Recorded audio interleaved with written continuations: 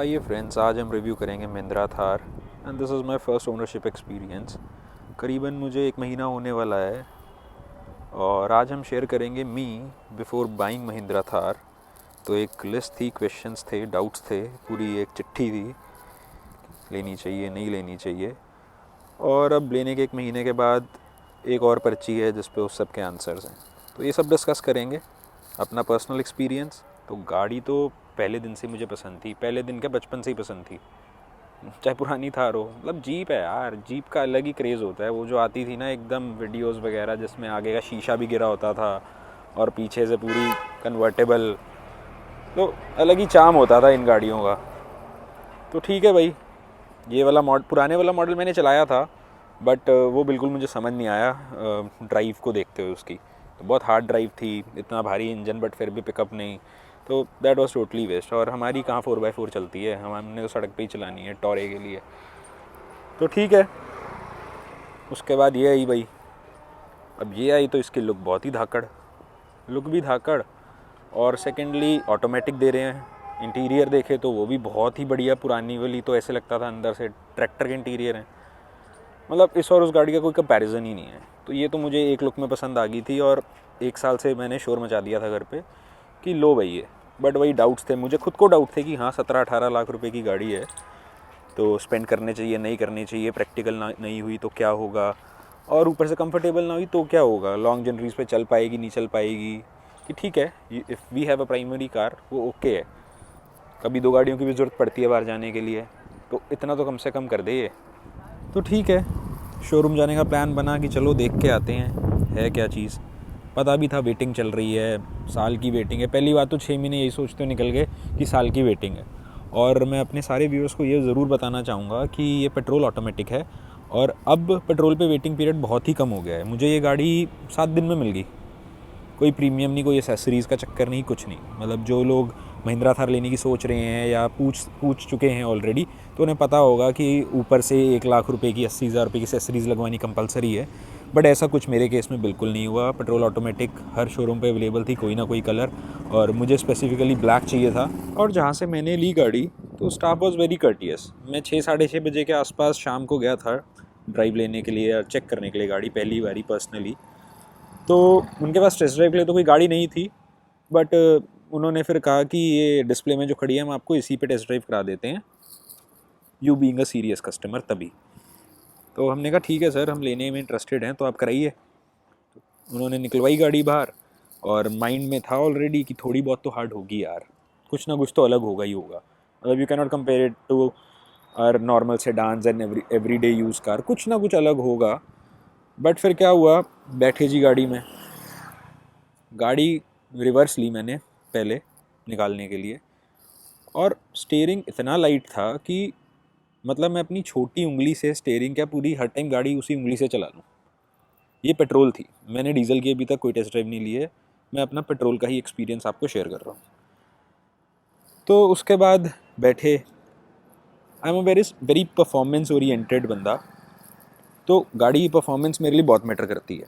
अगर डीजल में परफॉर्मेंस ज़्यादा होती पेट्रोल से तो मैं 6 महीने साल वेट करने के लिए रेडी था।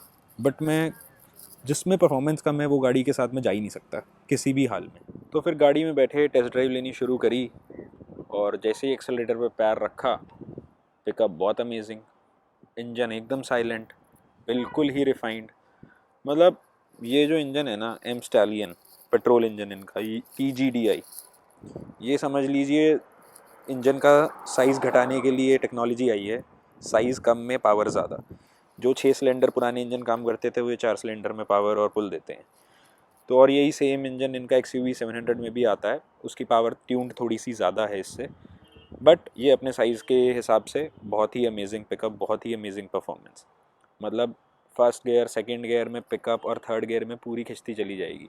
और सबसे मेन बेनिफिट इसका ये था कि 150 की वजह से, जो 150 हॉर्स पावर है और डीजल में 130 आती है, तो हॉर्स पावर जो होती है that plays as a stamina of the engine.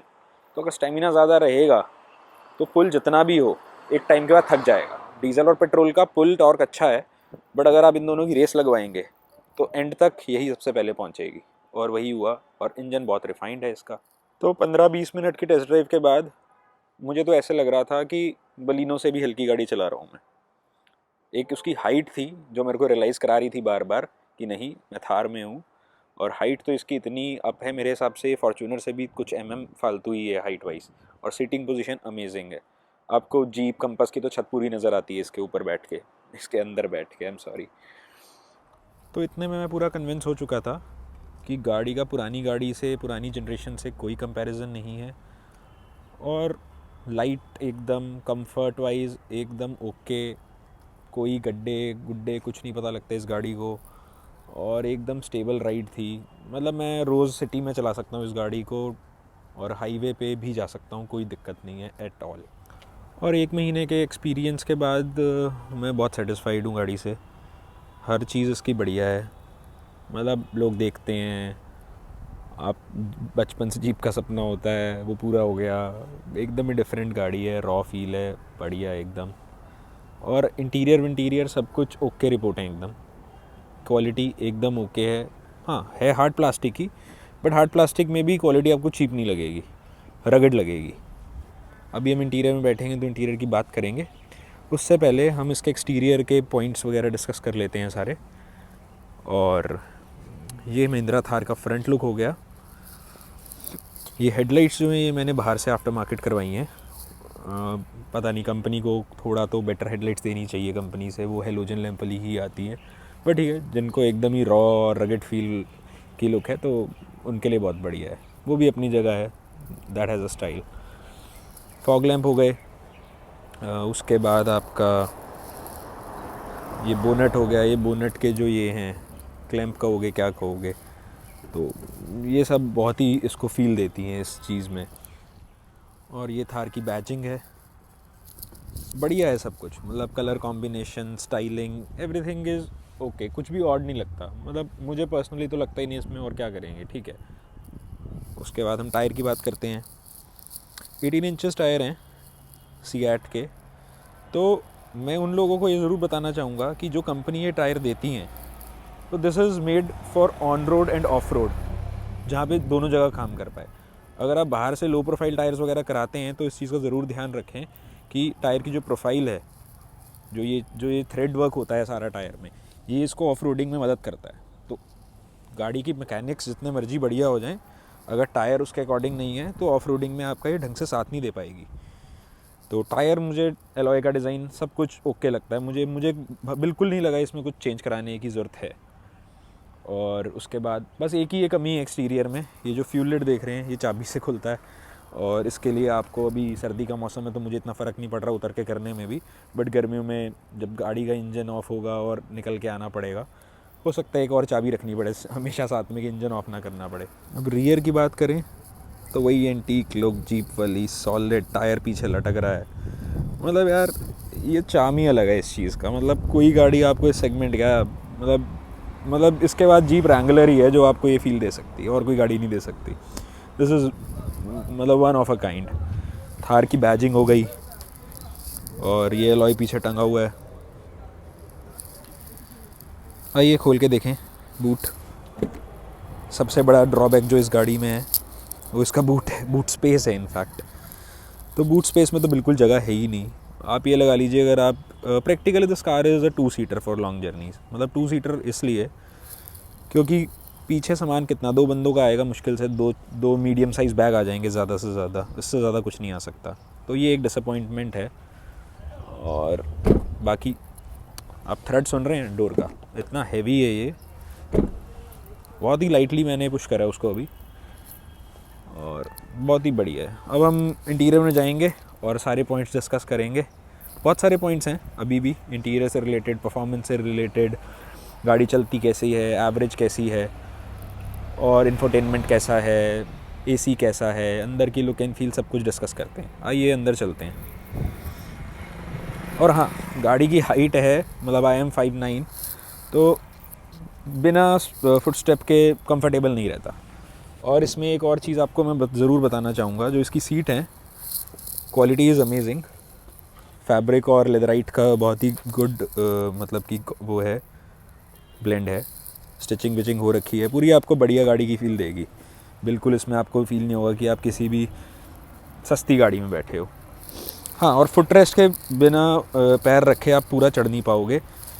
और अगर आप ले रखी थार आपके पास है तो ज़रूर ध्यान रखिए, जो ये वाला पार्ट होता है ये कुछ टाइम बाद लटक जाता है, ख़राब हो जाता है, क्योंकि हम जब भी चढ़ते हैं बिना फुट रेस्ट के या बिना उतरते हैं तो ये बिल्कुल नीचे हो जाते हैं और बिल्कुल उधर जाता है। तो ये डोर है गाड़ी का, थार की बैजिंग, और हिलता कुछ नहीं है, सब कुछ सॉलिड है। और ये हम अंदर आ गए हैं गाड़ी के। ये सारा जो MID डिस्प्ले है उसका फंक्शंस कंट्रोल करने के लिए है। अब मैं जैसे ये वाला जो बटन है ये दबाऊंगा तो इसका ये सारा कुछ चेंज होगा। एक्सेल्स वगैरह जब आप 4x4 में डालेंगे तो इंडिकेट करेगा। इनफैक्ट आपके जो टायर पोजीशनिंग है, जब आप स्टीयरिंग किस डायरेक्शन में है वो भी बताता है। गाड़ी एक बार स्टार्ट कर लेते हैं और आवाज़ सुनेंगे गाड़ी की। अभी मैंने डोर भी खोल रखा है कि आप आवाज़ सुने कैसी है। बस यही आवाज़ है। And we will accelerate now. Amazing, just like a normal petrol car, very refined. थ्रेड सुना है डोर का। गाड़ी सॉलिड है भाई हर तरफ से। ये इसका बेसिक डैशबोर्ड है और स्टीयरिंग देखने में भले ही आपको सिंपल लग रहा हो but everything is soft to touch over here. ये और ये जो मटेरियल यूज़ करा गया है प्रीमियम है, कोई दिक्कत नहीं है। मतलब बहुत ही फंक्शनल और बहुत ही डिसेंट लुकिंग कैबिन है। थार के स्टैंडर्ड्स के हिसाब से या किसी भी प्रॉपर ऑफ रोडर के हिसाब से इंटीरियर एकदम बढ़िया दिए गए हैं गाड़ी में। और ये रूफ़ है इसकी गाड़ी की। मतलब हर टाइम आपको कुछ ना कुछ अलग ही फील देगी गाड़ी। ये स्पीकर हैं 4, स्पीकर की आवाज़ भी बहुत ही डिसेंट और बढ़िया है, कोई प्रॉब्लम नहीं आएगी गाड़ी के अंदर। ये लाइट हो गई और ये पीछे पूरा रोल केज है, मतलब पूरी ऑफ रोडिंग के हिसाब से बनाई गई है। हर तरफ ग्रैब हैंडल्स हैं, आगे डैश में ग्रैब हैंडल है और आपका पीछे पूरा रोल केज है। सीटें जो पीछे वाली हैं वो भी रिक्लाइनर हैं, तो कंफर्ट में कोई इशू नहीं आता। 2 बंदे बहुत ही आराम से बैठते हैं। बस गाड़ी में थोड़ा सा अंदर आना जाना थोड़ा सा हो सकता है, बट लॉन्डे लपाटो की गाड़ी है, क्या दिक्कत है, बहुत ही बढ़िया है। जो टच है उसका, हाँ तो फ्लूइड है, कोई दिक्कत नहीं है इसमें। एडवेंचर स्टैटिस्टिक्स है, हाँ, और इसमें ना GPS है गाड़ी में। अब मुझे ये पता नहीं कहाँ होगा, लेकिन कस्टम में, हाँ, तो GPS गाड़ी में इनबिल्ट आता है जो सैटेलाइट से कनेक्टेड रहता है, तो वो आपको बिना फ़ोन के भी आपकी लोकेशन और सब कुछ बताएगा ये। तो गाड़ी में कुछ बहुत क्वर्कीनेस है। अब जैसे ये आपका MID डिस्प्ले है, आप बीच में डिजिटल कर सकते हैं स्पीडोमीटर, और रात के टाइम पे ये दोनों की जो लाइट है वो ऑफ़ कर सकते हैं, तो आपको सिर्फ बीच वाले स्क्रीन का स्पीडोमीटर डिजिटल में नज़र आएगा। तो ठीक है, कूल थिंग। और ये आपका AC वेंट्स है, इसको आप ऐसे करके खोल, उसकी जो वेंट है AC का पर्टिकुलर इंडिविजुअली बंद और ऑन कर सकते हैं। और जो बटन्स वगैरह हैं उनकी फ़ील बहुत ही बढ़िया है, कोई प्रॉब्लम नहीं है। मैनुअल AC है बट जो लेआउट एंड एवरीथिंग है वो बहुत प्रीमियम रखा गया है। थार मतलब महिंद्रा की दाद देनी पड़ेगी कि डिज़ाइनिंग में उन्होंने कोई कसर नहीं छोड़ी, नहीं तो टोयोटा वाले आज भी अपने मैनुअल AC में वो रेगुलेटर वाला स्विच दे देते हैं। ये सारे इंडिकेटर्स हैं। ये उसका है आपका एयर बैग का। अब लोग पूछेंगे कि एयर बैग ऑन और ऑफ़ करने का क्या रीज़न है। तो होता क्या है कि हमारे यहाँ ट्रेंड नहीं है, बट बाहर अगर बच्चा आगे वाली सीट पे बैठा है तो उसके लिए एयर प्रेशर जो एयर बैग से होगा वो हो सकता है उसके लिए मतलब लाइफ थ्रेटनिंग हो, तो वो आप ऑफ़ कर सकते हो उसको प्रॉपर सीट बेल्ट से सेफ्टली फासन करके। और ग्लव बॉक्स बहुत ही छोटा है, मतलब सिर्फ गाड़ी का डैशबोर्ड साफ़ करने के लिए 2 कपड़े रखे हुए हैं, इससे ज़्यादा कुछ नहीं आ सकता इसके अंदर, एक्सपेक्ट भी मत करिए। और ये आपका गियर लीवर है 4x4 करने का। 2H का मतलब होता है कि गाड़ी के जो मतलब this is a rear wheel drive. जब 2 उस पे चलती है 2H पे, तो आपके पिछले 2 टायर घूमेंगे। ऑल टाइम आपको हाईवे पे सिर्फ 2H ही चलाना है। फिर आपका 4H आता है, 4H इज़ 4x4, तो ये 4 व्हील ड्राइव हो जाएगा आपका। और ये न्यूट्रल है और ये 4L है। 4H तब यूज़ होगा जब आप स्लिपरी हल्की फुल्की रोड पे, या आपको गाड़ी में चारों टायर्स में ट्रैक्शन चाहिए, पावर चाहिए, आप मिट्टी में हैं या पहाड़ पे हैं या आप चाहते हैं गाड़ी और जम के चले और पावर चाहिए उस कंडीशंस में। 4L is for extreme conditions. जब बिल्कुल स्लिपरी हो जाए, बिल्कुल स्नो आ जाए, तो गाड़ी बहुत ज़्यादा टॉर्क देती है चारों टायर और गाड़ी भारी हो जाती है। तो इस मोड पे तो कभी भी आपको सड़क पे चलानी ही नहीं है। सिर्फ 4H पे भी नहीं चलानी वैसे तो, बट थोड़ी बहुत चला सकते हो, ना के बराबर वो भी, बट रिकमेंडेड सिर्फ 2H ही है। 2H पे हर टाइम चलाइए। और ये आपका हो गया ऑटोमेटिक गियर लीवर। और मैं गाड़ी ऑन करता हूँ ज़रा, 1 मिनट। तो बढ़िया चीज़ है, लेट है ये डी पे डाला हमने मैनुअल। तो जब आपको मैनुअल में लेके गाड़ी जानी है then you can do it. और बढ़िया चीज़ है, वैसे काम नहीं आएगा नॉर्मल ज़िंदगी में, बट हाँ पहाड़ों में कभी स्टीप चढ़ाई है, कुछ है, आपको पावर ज़्यादा रखनी है छोटे गियर पे और you don't want the gears to shift, तो ये एकदम ओके है। और ये पावर विंडोज़ के स्विच हैं, बीच में दिए हुए हैं, ये भी ठीक है। ये कप होल्डर्स हो गए। और ये जो चीज़ है ये है कॉइन रखने के लिए। तो basically when you are off roading, तो आपके जो सिक्के हैं वो छनके ना, तो आप सेपरेटली एक एक सिक्का रख सकते हो। मतलब हर तरफ से सोचा गया है कुछ ना कुछ, तो बहुत बढ़िया है। आइए अब इसकी सेफ्टी फीचर्स की बात करते हैं और इसकी ऑफ रोड कैपेबिलिटीज़ की बात करते हैं। तो सेफ्टी में तो इसमें 4 स्टार रेटिंग है global NCAP, which is very good. और अपनी जो मारुति है हिंदुस्तानी, वो तो 0 स्टार भी ले रही हैं, लेकिन सेफ्टी वाइज कोई प्रॉब्लम नहीं है इसमें। ABS, EBD, brake assist, electronic stability, hill hold, hill descent control भी है। तो वो सारा ये देखिए, हिल होल्ड और हिल डिसेंट, ट्रैक्शन कंट्रोल, सब कुछ दे रखा है गाड़ी के अंदर। उसके बाद हम बात करते हैं इसकी ऑफ रोड कैपेबिलिटी की। तो देखिए, लोग कहते हैं महंगी हो गई है थार, 17-18 लाख रुपए की हो गई है, लेनी चाहिए नहीं लेनी चाहिए।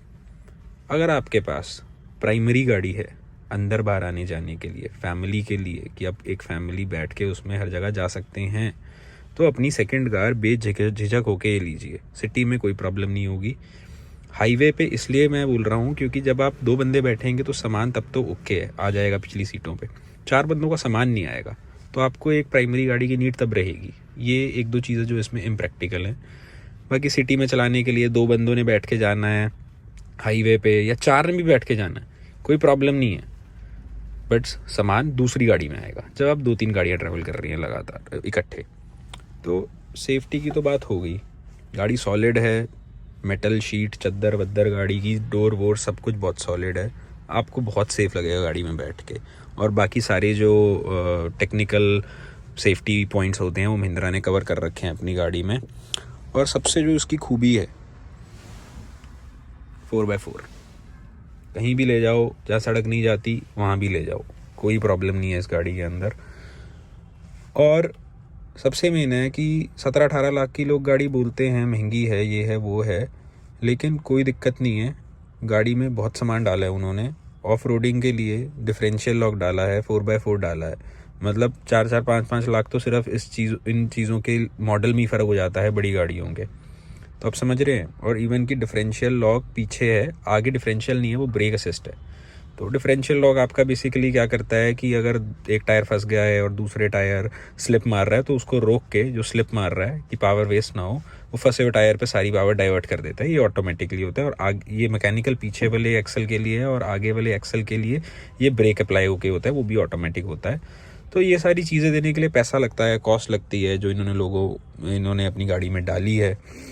और सेकेंडली, जो ऑन रोड और ऑफ रोड का बैलेंस दिया महिंद्रा ने, ऑफ रोडर तो ये है ही है, और पेट्रोल में तो और शानदार है। और ऑटोमेटिक में ये मन से बिल्कुल निकाल दीजिए कि ऑटोमेटिक गाड़ी में आप ऑफ रोडिंग ढंग से नहीं कर पाएंगे, कोई दिक्कत नहीं है। और पेट्रोल की तो पावर भी ज़्यादा है, इनिशियल पिकअप हर चीज़ ओके रिपोर्ट है। तो आप बेझिझक होके, अगर आप ऑफ रोडिंग भी करना चाहते हैं तो आप पेट्रोल ऑटोमेटिक ले सकते हैं। अगर आप पावर ओरिएंटेड बंदे हैं जिसको परफॉर्मेंस चाहिए गाड़ी के अंदर, तो petrol is the best option.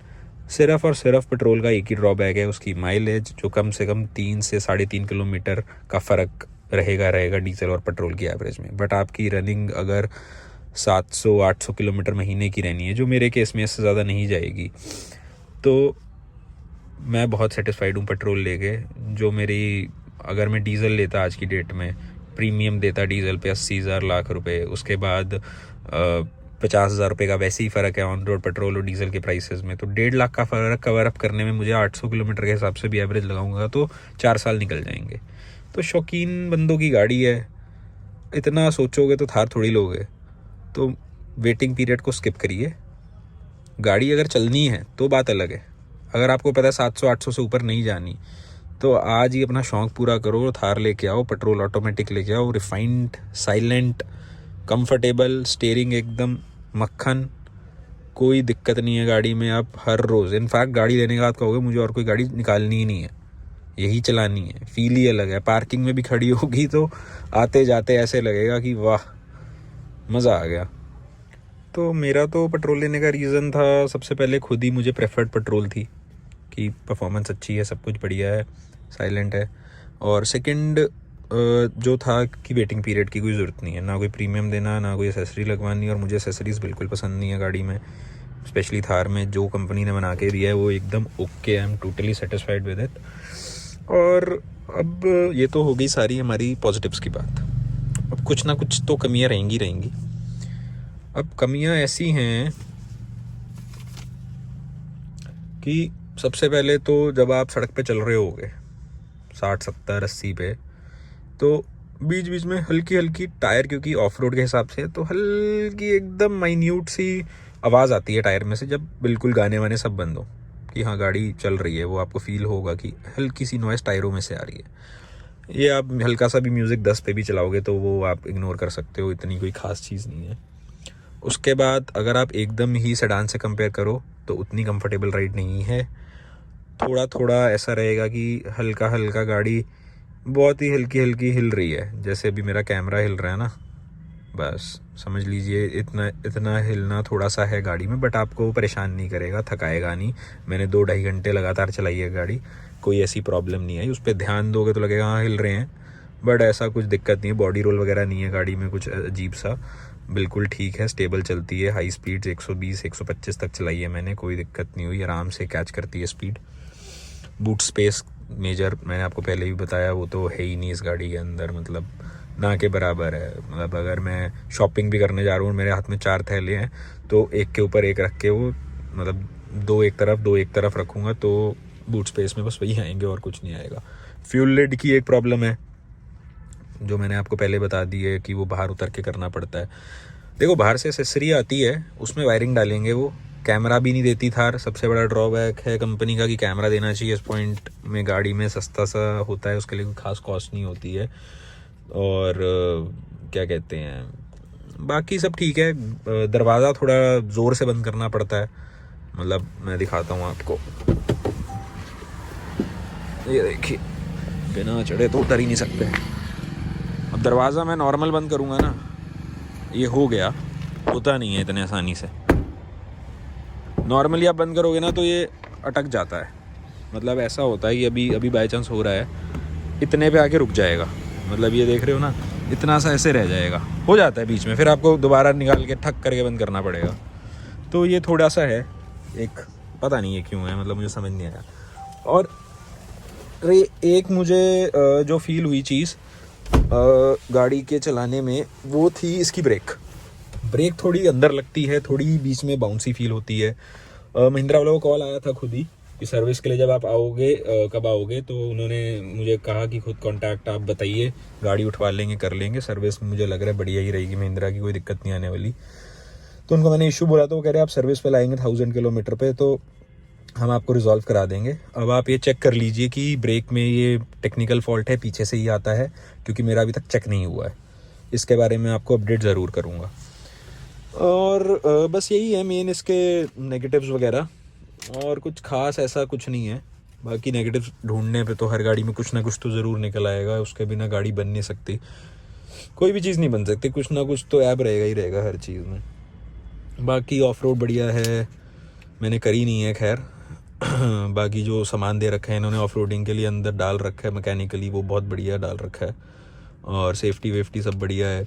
हाँ, रूफ टॉप जो है वो हार्ड क्यों लिया और सॉफ्ट क्यों नहीं लिया, देखो शौकीन बंदों की तरफ से देखो और दिल से सोचो तो सॉफ्ट का मज़ा ही अलग है, लेकिन वो होएगा कि 6 महीने में एक बारी आप खोलोगे जब पहाड़ों में जाओगे या कहीं घूमने जाओगे, चलानी दिल्ली में रहना दिल्ली में है, और हाईवे के ऊपर भी जब आप शिमला या कहीं भी घूमने जा रहे हैं, जब पहुंचोगे पहाड़ों तक, ड्राइव आपने हाईवे से करके जानी है। और सॉफ्ट टॉप में क्या प्रॉब्लम है कि जो पीछे चद्दर ही है वो basically, it's not a premium thing, तो वो हिलती है जब हाई स्पीड पे, तो आवाज़ आती है शेकीनेस की, बिल्कुल हल्की हल्की, और नॉइज़ भी आती है, एसी इफेक्टिवनेस घट जाती है गाड़ी की, लीकेजेस की प्रॉब्लम हो सकती है। तो this is a more practical option. और बस यहीं मैं वीडियो ख़त्म करूँगा। गाड़ी एकदम बढ़िया है। अगर आप इस वजह से अभी रुके हुए हैं कि प्रैक्टिकल कम होगी या कंफर्टेबल कम होगा, अगर आपके पास प्राइमरी गाड़ी है तो प्रैक्टिकलिटी में कोई दिक्कत नहीं आने वाली आपको पूरी यूज़ आएगी, कहीं भी ले जाओ, कुछ भी करो, बिल्कुल हल्की चलती है, कोई थकाएगी नहीं आपको ये गाड़ी। और अगर आपकी रनिंग ज़्यादा है तो डीजल के लिए जाइए, क्योंकि माइलेज इसकी देगी ये 7 साढ़े 7 की इतनी ही दे रही है। मेरे को 7.5 आ रहा है आगे MID पे, इससे ज़्यादा नहीं आ रहा है। और बाकी सब बढ़िया है गाड़ी में, फील भर रखी है गाड़ी के अंदर, मतलब फील ही इतनी है कि आपको और कुछ नज़र ही नहीं आएगा। तो मतलब मेरे को लग रहा है कि मैंने ज़्यादा ही तारीफ़ कर दी है गाड़ी की। अब मेरी ठीक चलती रहे, नज़र ना लगे किसी की, और आपका सबका प्यार बना रहे। आप ज़रूर लाइक और शेयर करिए, सब्सक्राइब करिए। अगली वीडियोस लेके आऊँगा मैं महीने बाद, और नई वीडियो लेके आऊँगा, थार की लेके आऊँगा, और भी जो मैंने अभी नई गाड़ी ली है इसी साल, उसके बारे में भी मैं ज़रूर एक वीडियो बनाना चाहूँगा। और देखते हैं कैसा रिस्पॉन्स रहता है इस वीडियो पे। आई होप आपको अच्छा लगा हो सारा कंटेंट, कुछ रह गया हो तो प्लीज़ बताइए, उसके बारे में ज़रूर डिस्कस करेंगे, कमेंट्स में रिप्लाई करेंगे, नई वीडियो भी बनाएंगे जब सारे कमेंट्स पाइल अप हो जाएंगे। ज़रूर बहुत कुछ रह गया होगा अभी मेरी तरफ से। और थैंक यू सो मच आपका सबका देखने के लिए वीडियो।